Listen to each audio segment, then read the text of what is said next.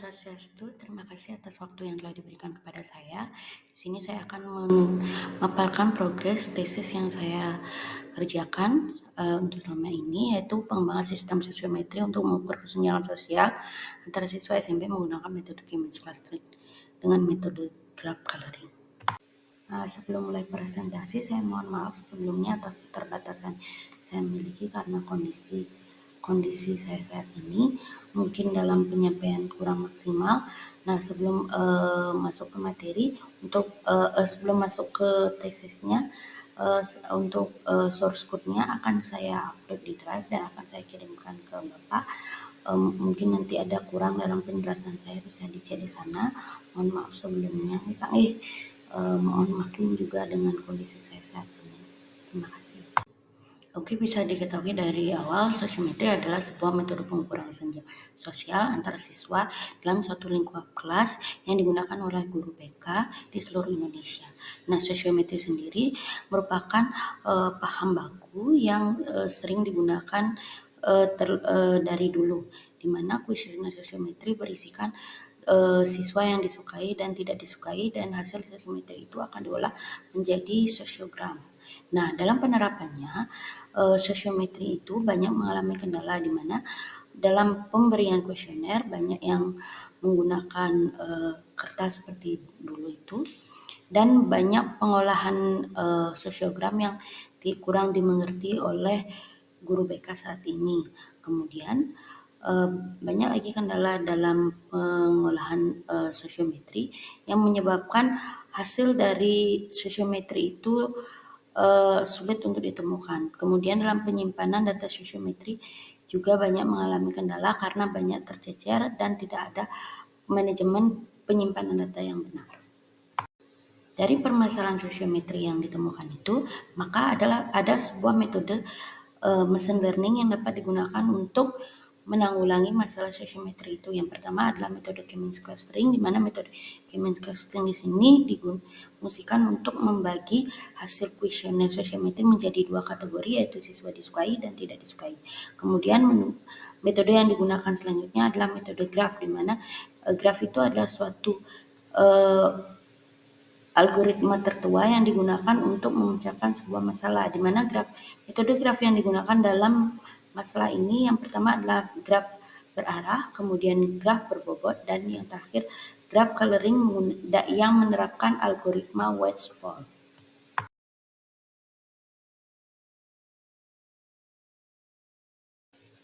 Adapun progres yang sudah dilaksanakan sejauh ini, yang pertama adalah pemberian kuesioner sosiometri secara online kepada siswa SMP Negeri 2 Ubud, di mana siswa yang diambil klasternya adalah siswa kelas 7 pada tahun 2022. Kemudian 2022-2023. Nah, siswa yang digunakan sebanyak 10 kelas, di mana siswa terbagi menjadi dari kelas A sampai kelas J. Kemudian dari hasil pemberian kuesioner itu, data siswa itu diolah menjadi dalam bentuk Excel. Siswa diberikan kuesioner berupa Google Form. Kemudian progres yang kedua adalah pengolahan data kuesioner itu menggunakan Anaconda yang berupa Jupyter Lab, dengan pemeriksaan data awal yang dilakukan, kemudian pengecekan data yang hilang, penanganan data yang hilang, dan visualisasi matriks. Nah, kemudian tahap yang ketiga penggunaan machine learning, di mana didapat dua progres. Yang pertama adalah proses K-mean clustering, di mana data yang kuesioner yang dibagi akan menjadi dua cluster, seperti data sosiometri, yaitu data siswa disukai dan tidak disukai beserta alasannya. Kemudian progres yang terakhir adalah progres pembentukan graf, dimulai dari progres penentuan graf berarah, kemudian graf berbobot, dan yang terakhir adalah graf coloring yang menggunakan metode algoritma Wedge-Paul. Oke, progres pertama yang dilakukan adalah pemberian kuesioner kepada seluruh siswa secara online. Kuesioner dapat diisi di sekolah maupun di rumah dengan catatan hasil kuesioner tidak boleh diketahui oleh siapapun kecuali yang pengisi kuesioner tersebut. Kemudian hasil dari kuesioner itu akan di download atau diubah berupa dalam bentuk Excel. Kemudian untuk progres selanjutnya yang dilakukan di Jupyter Lab, yang pertama adalah pemeriksaan data awal, di mana pemeriksaan data awal itu seperti data kuesioner dalam bentuk Excel. Yang pertama adalah jam pengisiannya, kemudian alamat email, kemudian identitas pengisi, kelas dan nomor absen, kemudian data siswa yang dia sukai, yang pertama beserta alasannya, kemudian data yang siswa yang disukai beserta alasannya juga, dan yang terakhir data siswa yang tidak disukai pertama beserta alasannya, dan data siswa kedua yang tidak disukai beserta alasannya. Kemudian langkah selanjutnya adalah pengecekan data yang hilang. Nah, adapun data yang hilang dapat dilihat sebagai berikut. Kemudian tahapan terakhir di progres kedua adalah penanganan data yang hilang. Nah, kemudian tahap selanjutnya masih di progres kedua, yaitu data cleansing tahapan lanjut untuk source code 4 sampai ke 7. Kemudian yang selanjutnya adalah visualisasi matriks yang akan digunakan, di mana semakin tua warna matriksnya, maka semakin banyak pemilih dari data kuesioner tersebut. Dapat divisualisasikan sebagai berikut. Jika semakin berwarna orange tua kecoklatan, maka semakin banyak orang yang menyukai siswa tersebut. Bahkan sebaliknya, semakin biru tua warnanya berarti semakin banyak klaster yang tidak menyukai siswa tersebut.